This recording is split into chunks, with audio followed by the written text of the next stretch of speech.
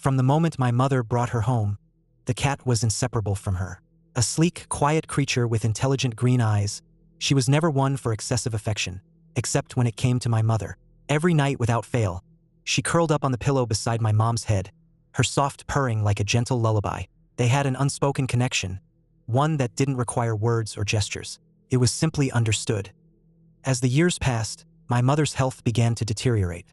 At first, it was just small things: fatigue, a lingering cough, a little less energy than usual. But as time wore on, the signs became harder to ignore. She spent more time in bed, her body growing weaker, her voice softer.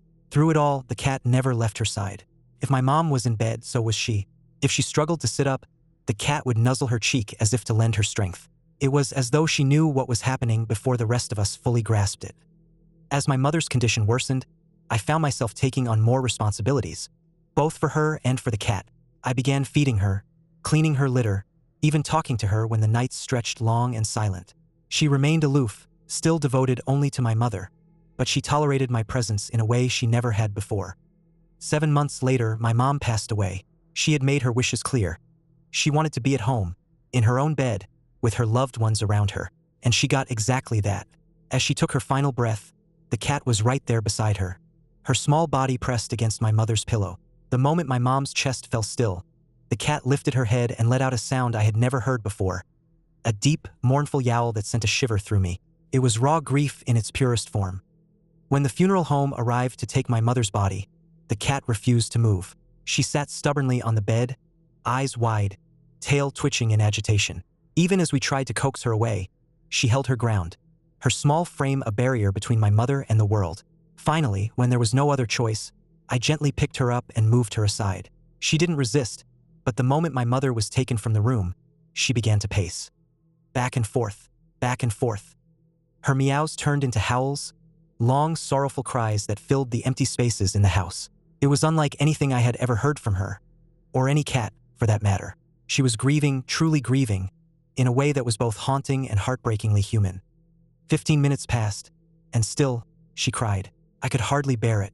My own grief was a heavy weight in my chest, but watching her made it unbearable. Finally, I reached for her. I had never held her before. She had always been too independent, too reserved. But this time, she didn't resist. She melted into my arms, pressing her small body against me as though she had been waiting for this moment. In that instant, something changed. From that day forward, she was my shadow. Where I went, she followed. At night, she took her usual place on the pillow, but now it was beside me. She no longer belonged to my mother alone. She had chosen me as her new companion, and I found solace in the warmth of her presence.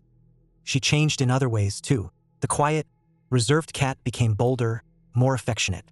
She rubbed against my legs when I walked into a room, purred when I spoke to her, and even curled up in my lap on cold evenings. It was as if she had poured all the love she had for my mother into me. We were two souls bound by loss, finding comfort in each other's presence. I've had cats all my life, but I had never before witnessed such profound grief. She mourned just as deeply as I did, in her own way, and yet, somehow, we healed together. In losing my mother, I gained an unexpected companion, one who carried a part of my mother's love in every soft purr and gentle nuzzle. And in the quiet moments, when the world felt heavy, I liked to believe my mother was still with us, watching over both of us, smiling at the bond she had left behind.